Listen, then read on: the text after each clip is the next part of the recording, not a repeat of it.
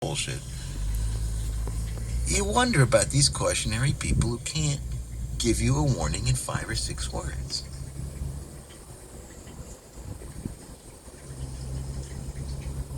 It's the comic imagination says, well, fire. Get out of here. Fire. It would be funny if you could somehow structure the joke to get it across as a joke. But imagine a guy wants to say fire. There is a fire in the theater and he wants to clear the theater. But the only way he can do so is to deliver a 5-page speech. There's no other way to say fire except by delivering a 5-page speech. But, it takes a while. So by the time he's on page 2 or 3, the House may have already, reached a sufficient level of conflagration that other people would become aware of it. So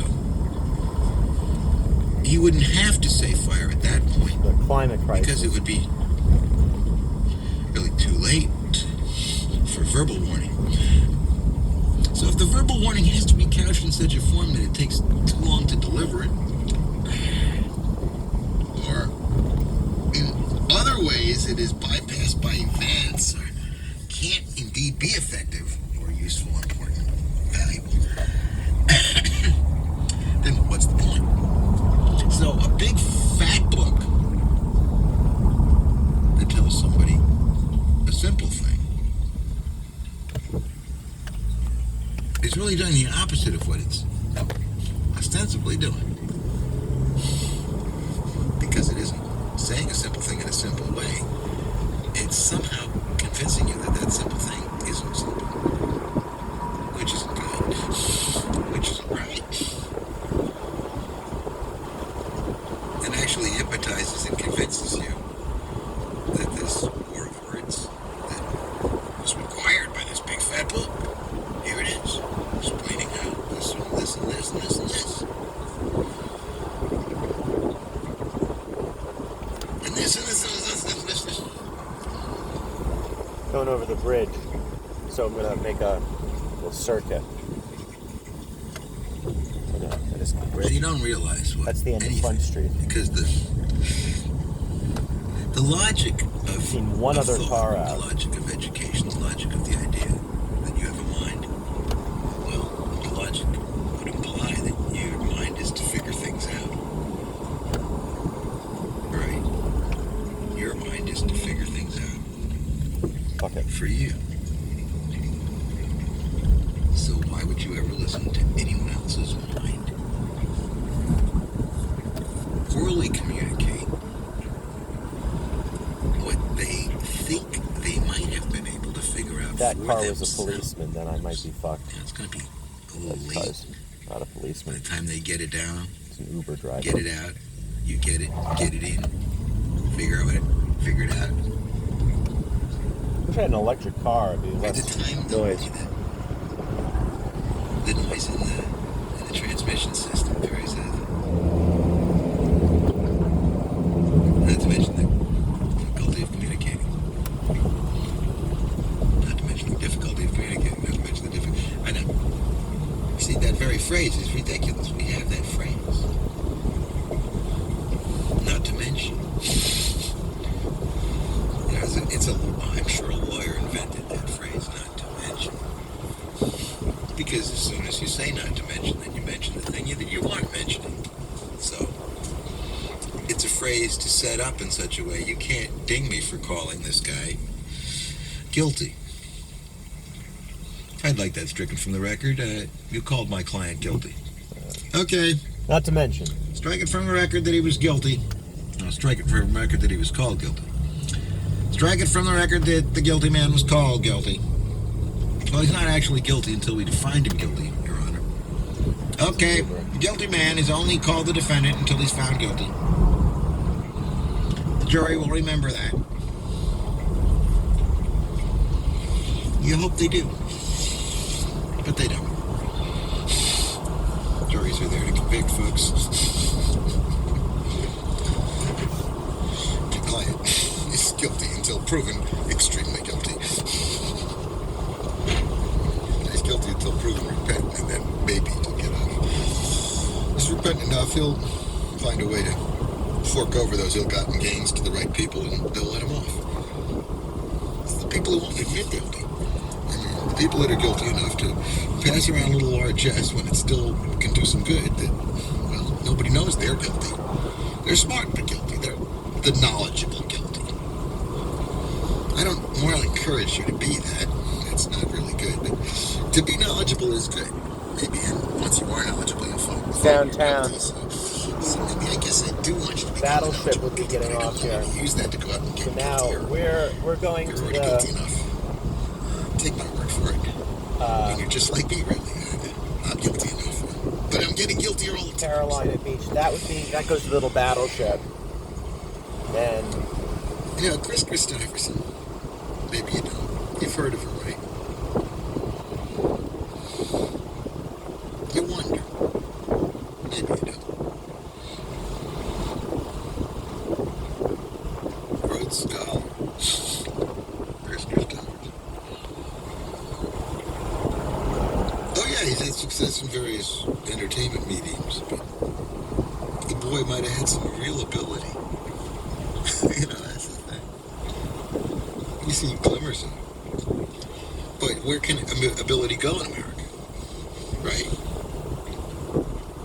It's got to be twisted into a tawdry, trailer park-esque dimension to make it American, to make it acceptable to the deep anti-intellectualism, which even is a big fat word, dumbness. You know, anti-intellectualism isn't dumbness. It ain't mine. I don't like it. Which isn't really just American, but we've got our flavor of it.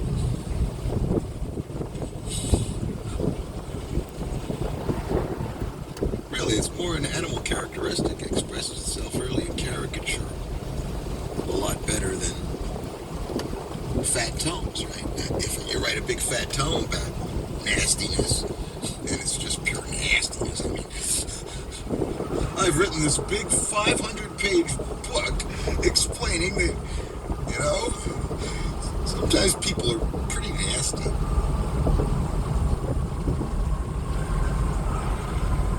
Pretty nasty. So the port's down there, and there's downtown. But, you know, I could get an Oprah, but I don't do television. You say in your book, people are nasty. You know, I'm happy that she read the title, People Are Nasty. So I should be flattered, really. But I'm not up to responding yet. It's her show.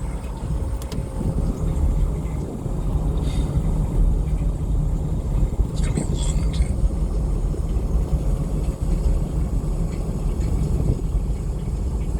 This is my way of reminding her in my book. I also said silence is excruciatingly funny. She'll get it eventually. So now we're back on the Wilmington side of the Cape Fear. Okay. The premise of the joke This is is falling 3rd Street. We're listening to Zen Radio. apart. And my Oprah voice is really... How can it be like Oprah? I don't know what she sounds like. Oprah! She sounds like a woman, right? Oprah! She's got the great Oprah. Oprah! It's like an okra. They like it because it's, you know, southern food, okra. It's a mispronunciation of okra. It's actually a misspelling of Orpa. Valley of this. Never heard of Orpa's an obscure biblical character. Wonderful People explain like that. that. Yeah. She knows her place. Honestly. She's just a toady for the men. That's why they let her have all that money. Yeah, you know, money. Tassel in second. She's a stalking horse. Uh-oh, are we still on? Oh, shit, I can't diss Oprah on the air. My sister. Yeah. You know, you don't want to say this because you're white, right? But blacks don't love all the big stars necessarily just because they're black. What do you think blacks are, stupid? Think they can't tell the difference between a good guy and a bad guy just because they're the same tone? That's very white thinking. That's true. We're all in this together. Yeah. all in this together until you get in the lifeboat. And if we're all the same, if we really are in this together, then this guy's a bad guy and this guy's a good guy. And you are looking past the skin. I mean, it's incredibly racist to think, and whites do think this, that blacks are all in this together. And that they don't look over at each other and say, well, that guy's a motherfucker and that guy isn't. That guy's my man. Okay, you think the blacks look at each other and say, well, there's another black? No. You do, not them. Fuckers. I love Zen Radio. So this is 4th Street, and we're coming up on the St. Mary's Basilica Shrine. I don't know what this is. This looks just to be a historic. So yeah. Oh, this is the school. So this is St. Mary's Basilica Shrine. They have a little umbrella because the Pope gave it to them, and it's kind of styled after the Hagia Sophia and the Basilica of St. Mary, and it's really pretty inside. And they have morning mass sometimes, which is nice. And then over there, there's a center and a school. So yeah.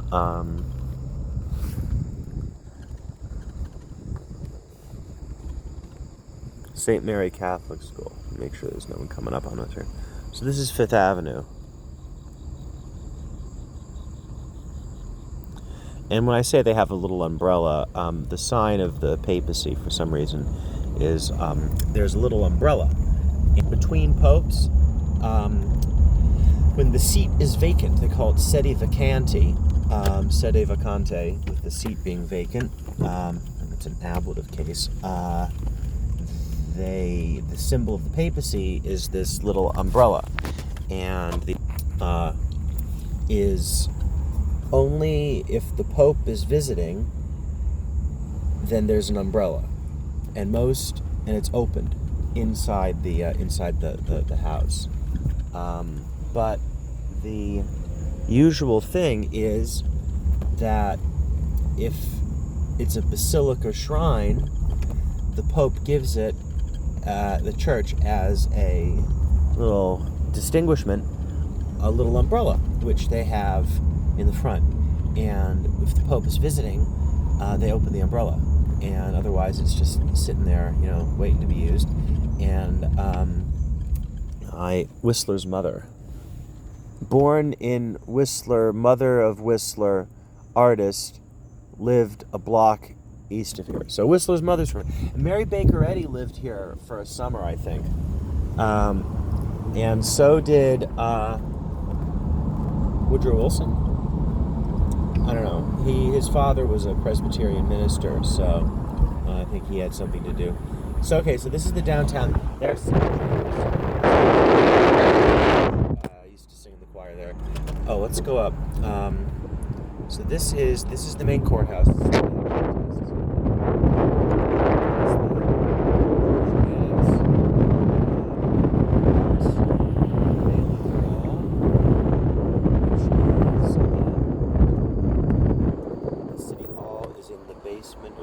Floor of that's a concert hall.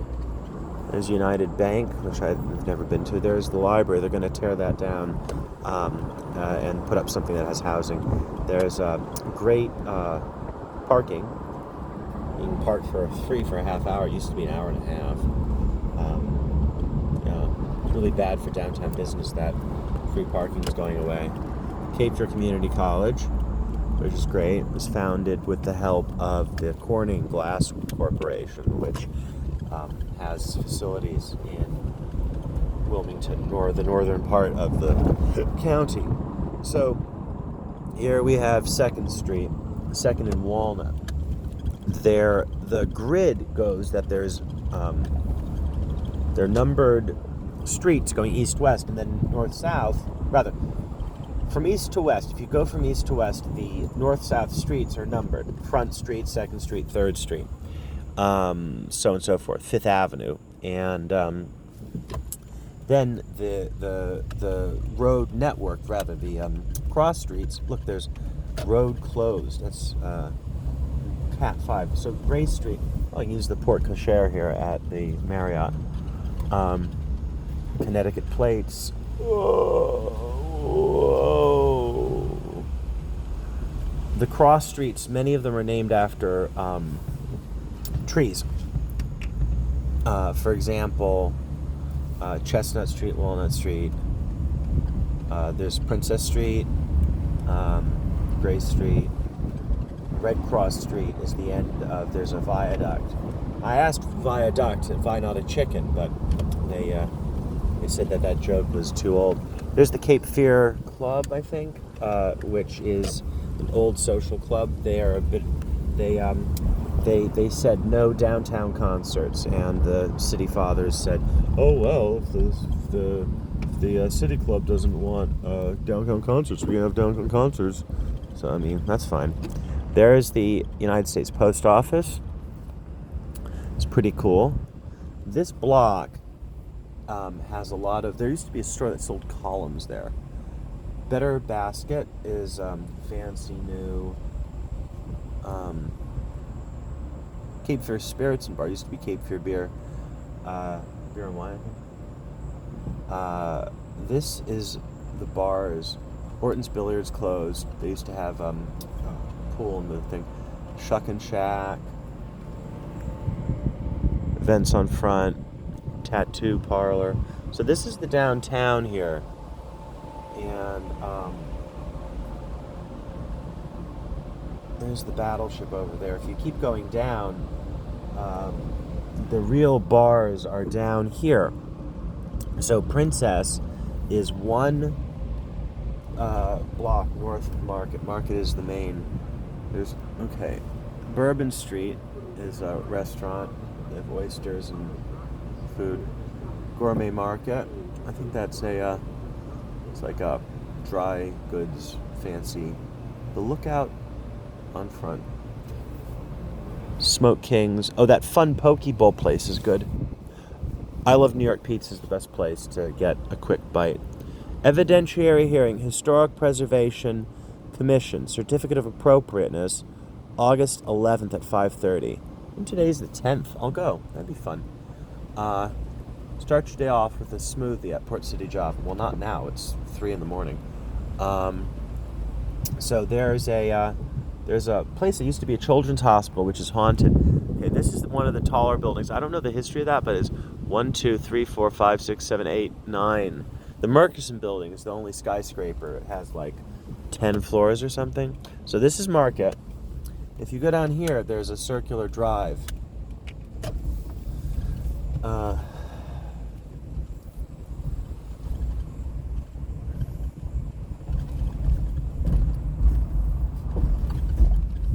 Oh.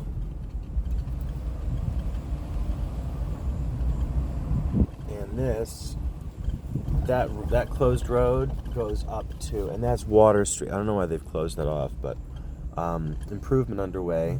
So so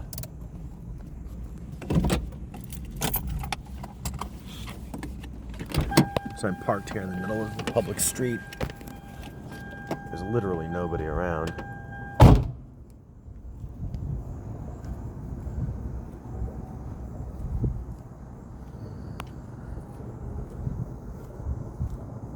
Oh, there's the walk.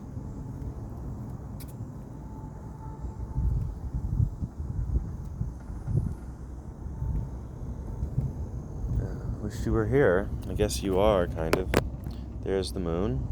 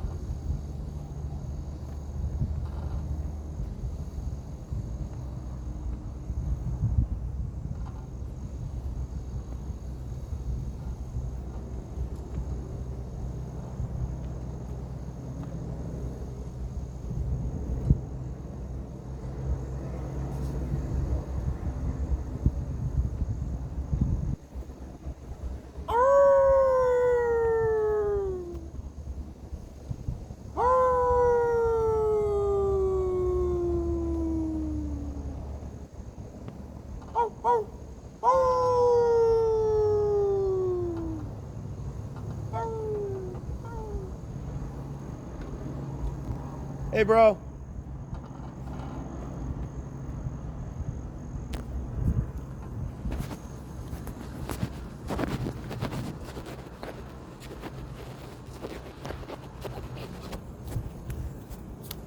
Hey, there's a couple of beers over there. They're half full.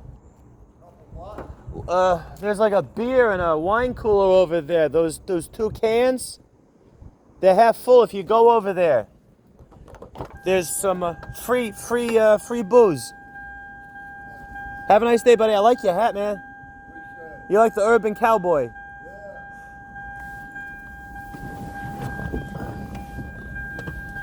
Man, you howl at the moon. See what comes out. See who comes out. That's not a what. Before Wagner got there, was considered an achievement. Music, dance, acting, great literature, big. So here we are at Front Street and Market, and there's homeless people downtown, which is fun. And not fun, you shouldn't say that, but it's okay. So here we go. So this is Dock is just one south of Market, and you see there's a gentleman walking over here. The Platypus and Gnome is a fancy restaurant. Henderson Alley goes down. There's another alley down there. If you keep going down, there's a takeout restaurant. Untapped on the left. Antiques of Wilmington. The Italian Gourmet Market. They have 24 South Coffee. Italian Gourmet Market has Italian, not dry goods, but Italian delicacies. So here, this was the street that was roped off.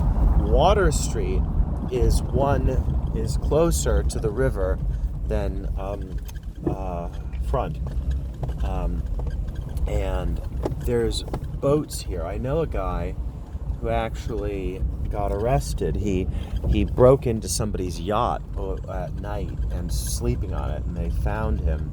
And they charged him with breaking and entering into a dwelling. Because, it was a houseboat. So, anyway. Oh, here's the Museum of the Bazaar. It's the Serpentarium. So, yeah. Okay. So, down here is pretty much one at the end of the river walk. And there's a plaque there about slavery. I probably should go over and read, but I'm not. This isn't a tour. This is just chilling out. There's a Greyhound. Am I going to get out of the car again? No, that's for next time. I kind of regret it. I regret it already. Oh no. I'm filled with regret. It's 25 minutes already. Jeez Louise. I don't say Louise, I say Molly. Okay, so this is Ann Street, which is the end really of Water Street here. Here there's the Rhodes Jewelers is good there. Now, this is one of the steepest streets in Wilmington. Chandler's Wharf. So I'm in Drive, and this is like at a real angle here. You're going between. That's why this doesn't flood. Floods down on Water Street and the floods downtown, but okay. In Front goes down. That goes down to the bridge where we were at, and so that's the downtown pretty much. There's a little more of it, but not that much. There is more of it. So I guess what we'll do is we're gonna go home. So I'll take you guys up to where we're at Ann. Ann really is the southernmost one of the real street grids because it goes going south from Market. It goes Market, Dock, Orange, and then Ann, Nun, Church. These nice Ann, Nun, Church, Castle. So I'm gonna put. Okay, so what we're gonna do? Okay. So this is 3rd Street. This is the real big highway in and out of town. 5th Avenue parallels it, but they don't. The pavement isn't as good. for some reason. They don't have money to put pavement on one of the two major north-south arteries for a 4-lane road. So here is an uncontrolled left. Okay, so here is the Castle Art and Antiques District, which is a fancy name for 2 blocks of antique stores. So I don't know what that is on the corner with the birds, but it's very pretty. So here we are. This is between 3rd and 4th. The Art and Antiques District begins at 5th. A lot of these houses have historical plaques on them because they're old. Family tattoo. There's a lot of tattoo artists in Wilmington. And it's not just because we're a Coast Guard city. Community garden. Okay, now this is cool. This is an old firehouse, which is an event space. This is Howard's Seafood. It's a convenience store. Really good thrift store. Barbershop. Yoga. This is really good. It's an old church. It's a yoga place. Castle Street Kitchen. Okay, so that Antiques and Collectibles is nice. Elsewhere Salon. Go there for your hair. Emily Alien. Antiques. Beck Fine Art. That's the best portrait painter in town. Empty lot for parking. Another empty lot. Antiques and Home Decor. That's a really nice place. They have pretty reasonable stuff. If you go up there, those blocks are pretty cool. Saturday 10 to 2 Vintage Market. So Craft Grown Farms. This looks like a hydroponics store. So over there is a realtor. And this is Luna Cafe, which is really good. Wilmington Wine with a limo parked up front. Jester's Cafe, which is a kind of a diner type place for breakfast and lunch. Something with an anvil. Vintage Values. Second Skin Vintage. Pricey but really good. Gravity Records is great. Oh, the premium, what was that? The premium weft? Ronald Sachs violins. The premium weft. Oh, that looks cool. Looks like it has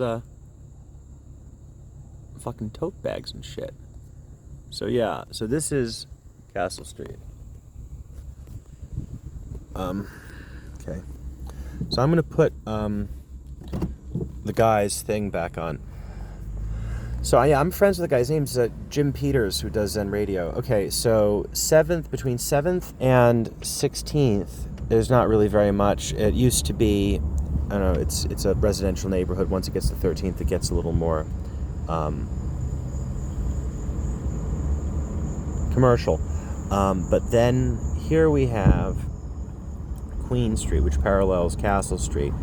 And I'm going to go down here and take this pretty much the way home, because I live at the equivalent of what would be, I don't know, 35th Street or something. So yeah, I am going to put this back on. Zen Radio is James Peters' long-running love letter to himself. No, he likes to do a radio show, almost an imaginary radio show. He's actually has done DJing a long time ago, the West Coast, but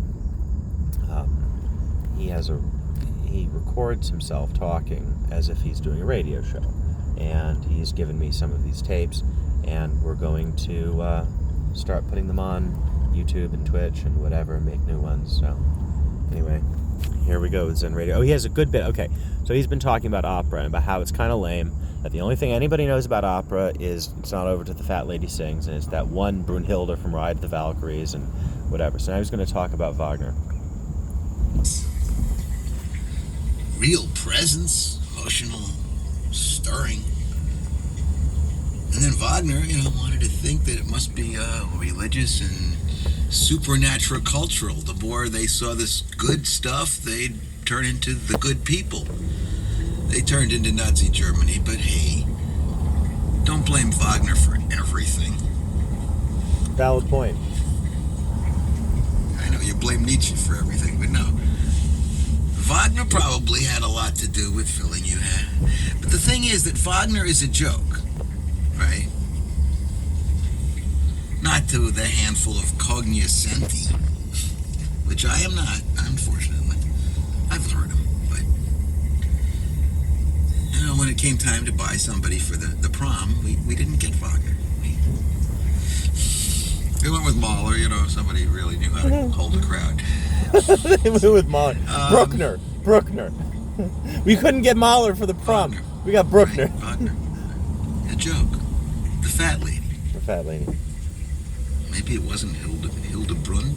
Brunhilde, I think. Just smell the very edges of my intellectual sophistication here. He knows it. He's just playing. He knows all this stuff. Close to the fire.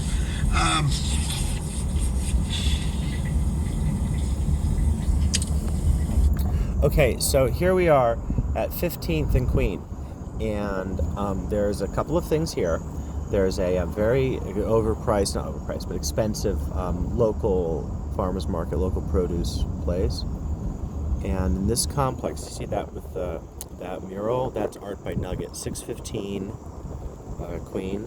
And then here, there's a complex which has, on the far there's a commercial building with some shops, including house plants. And then this is a coffee shop called The Outpost. And then there's a kind of an overpriced hipster burger joint called Mess Hall, which is very good in that Quonset hut there. When that was for lease, I actually took a look at it and was like, oh yeah, maybe I'll do that. I'm like, what would I do with this space just for fun? And barbershop. If you want to pay $70, you can get a hot shave there. Maybe I'll do that. I need a shave, Burma shave. So anyway, yeah, they've made it into something really nice. This is the Tiger. What does that say? That there's that conversion van. It says Tiger Box. What is a Tiger Box? It says Tiger Box. I've actually ever been in here. There's an art gallery over, or some event space or something over there. I went to a party there once. Got drunk. Square residence? People live in these places? Tiger Box. Tiger Box. Fierce Beauty. Oh, that's probably like a mobile beauty salon? I don't know. I don't like driving backwards. Who does? Well, some people do. I don't know. I always thought these were storage spaces or offices or something. I never thought of this as a residential area. And the Juggling Gypsy, which is now Bazaar, is on is at the far corner from here. So here is an environmental space. The Crafted Market, End of Summer Bash, Sunday, August 7th. Just missed it. The Cargo District. This is getting hipsterfied, these blocks. If anybody wants to get the next thing, just buy up a few blocks of Wilmington. 1608 Queen Street, Co-Works. Oh, yeah. And the Starling Whiskey and Wine Bar. Oh, I'll have to find a girl to take a date there. Oh, my God, look at that. Okay, the Starling. Hey, whoever's watching this, I'll buy you a drink at the Starling if you buy me one. And I usually don't drink. If you buy me an old-fashioned, I'll drink it at the Starling with you. And I'm close enough that I'm within stumbling distance of home here. Cheese Smith. Now, that's a hipster joint. It's really good. Salt and Charm Kitchen. That used to be brisket and hot dogs. It was never open. So this Queen Street, as we continue, is... So yeah, Zen Radio, you can find it. That's going to be on Protohumanism number 2. Or number 3. This is Protohumanism number 2, with Freddie Chop and the Protohumanist. 19th and Queen. So Queen really stops here. Most of the streets that go through 16th, 17th, which was the end of the kind of the original street grid, a lot of them terminate or change their name once they kind of just peter out. Caldwell Avenue goes around. Oh, here, I'll go around. I'll show you another bar that has... I love this. We're driving a Toyota Camry. It's a convertible. It's called a Solara. Okay, so the stop sign here. This is the liquor store, the state liquor store, the ABC. On the far side of that intersection, on the corner, as you go forward one more block, is the Juggling Gypsy, now Bazaar, which is a great place. They have food, but they're more known for hookah and drinks, full bar. So here's a Free Will Baptist Church. and we're on Castle, which continues as Wrightsville Avenue. End of Days Distillery. They have good drinks. They have live music often and food trucks. A lot of places it's easier to get a liquor license than it is to get a food license. So we have in Wilmington a lot of food trucks. So yeah. So if you go to the end of Castle Street here, once you're off the grid now, although addresses are kind of denominated in where they would be on the grid, and the grid resumes for some purposes. Audubon Street would be 40th Street, and you'll find that. Okay, so now here we are, Wrightsville, and the train tracks are here, and the train tracks would go over. I mean, neither this is the wrong side of the tracks or not, but that, if you went down there, that kind of goes around Dawson Street, kind of goes around to the large 4-lane east-west highway. This is the old road to Wrightsville Beach, called Wrightsville Avenue. It used to be called Shell Road, I guess, because it went to a place where you get seashells, I guess, or maybe it had shells on it, like it was surfaced with shells before we had proper blacktop. Gas station, you can get non-alphenol gas, which is good for marine engines sometimes. This is Country Club Road. My neighborhood is right over there. I'm not going to show you exactly where I live. If you go up here, we're going to make a little circuit here, and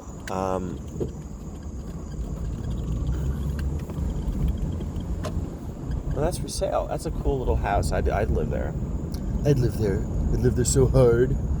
Okay, so in my neighborhood, a lot of the streets are named for Ivy League colleges, and the only one that's on the other side of Wrightsville Avenue, the north side, is Columbia Avenue, and it's actually the only one called Avenue. The others are called. There's Harvard Street and Princeton Drive. I studied at Princeton, so I like that there's a Princeton near where I live. So this. Can't see them, but I promise you there's stars.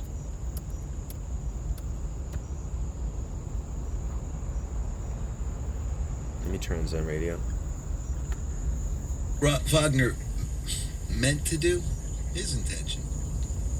And you think of the grandiosity with which he did it. I think it the result of his life, his lifelong work, and he had probably disciples and sycophants, toadies, and producers, actions, set designers, hairdressers, helping him, Baruth, the grand thing that melds public, social, pseudo-religious function with music and story by Wagner to make culture better. We all do, we want to make culture better. Can't make ourselves any better, so we've elected on something a little easier, changing the world. But this Wagner guy had high hopes. And yet he's become a joke. The final judgment of us upon those high hopes and aspirations is that they didn't work. Wagner went too far. He really thought that entertainment would be able to exceed the category of entertainment, because really he starts out, he's a musician, and he's a writer, and he writes plays, and he puts music in the plays, and it's entertainment. People who've got money buy seats and sit there and listen to this. And they like it. Wagner's an early success. But now he thinks he can exceed the category. Now it'll be more than entertainment. It'll twist their minds into making them better people, along the lines of what Wagner would consider better. Once he fills their heads with these obscure German or something myths and how they worked out, they'll understand how life is better. And okay, so he writes The Ring of the Nibelungen. Dwarfs. The secret ring, the magic ring of the dwarfs.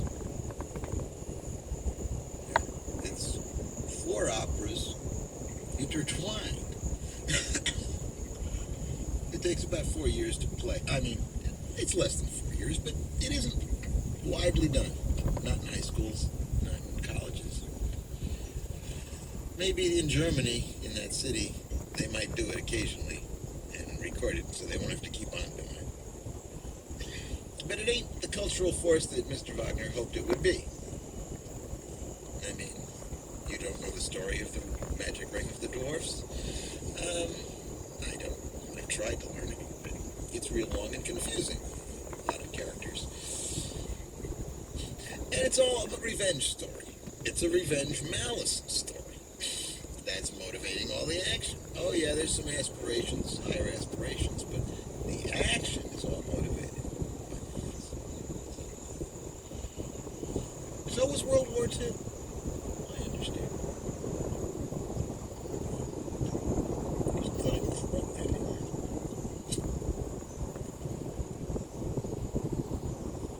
Yeah, there are some things you can just always throw in. It used to be when we were younger, right? World War III, you can make a joke out of anything by just throwing World War III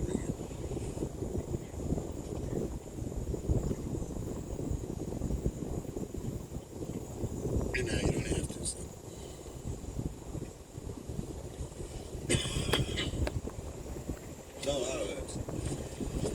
Considering the humor of things, I was cracking up the other night, thinking, man, wouldn't it be funny? The very person that corners you, bores you to tears, if it was done tastefully.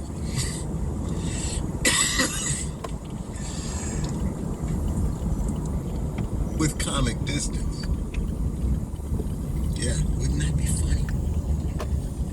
I mean, yeah, it is hard to imagine really how a bore can be funny, especially if he's boring you. It's Andy Kaufman kind of thing. But you can somehow see, I can feel the tickle of humor, the idea of watching someone else be bored, or to watch a bore droning on oblivious to The bored pharmacist. the extremely negative effect he's having on everybody who's possibly listening to him. Nobody's listening to him. Nobody's There's listening to the various bored ways of looking at it. pharmacist. Why is the bore boring? The premise that human interaction should be exciting is undercut by the bore. Right, and by the thud of the painfully obvious. And the painfully obvious, I realize, is fertile territory for exploration. Painfully obvious. It's the funny bit. With possible comic distance, the pain is dissipated a little bit, but the pain is what makes you laugh. Makes you cry. It could go that way. The thing is, if you actually touch the pure funny, you're gonna make people cry. It's true. Right? So here's something that's excruciating. I realize that there's the humor of the excruciating, and I don't know what to say about how you go there, but watch out, The pure innocent. Not the Disney innocent, but past that, the real naive and pure innocent that makes you squirm practically. It's like, Yeah. maybe if you get to the pure It goes up the forest hills. It goes up the hill to That's why Market everybody's Street again. crushing bunnies and making there's fun a of Burnt Mill Creek there, Bambi being over crushed the by Godzilla. bridge here. Forest Hills High School. Anyway, No, elementary school. it's funny. It was short. That's the only thing that was funny really about it. He said, it was Godzilla. And of course, Godzilla won. Or didn't even notice Bambi was crushed into paste beneath Godzilla's mighty claw. So it wasn't an intentional mean act of Godzilla. It's just...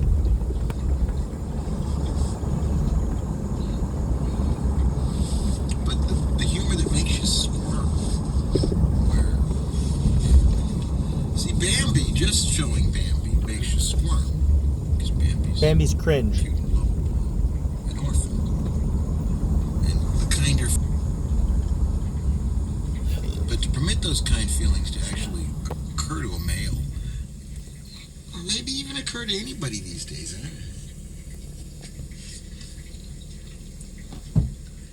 he's got to be assured that there is going to be a terminus.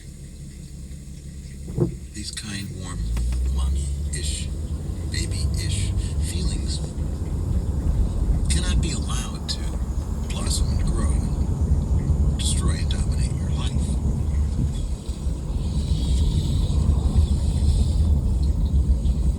Yeah, you start listening and getting a little quiet if you did, but that's an aside. I'm trying to keep it short.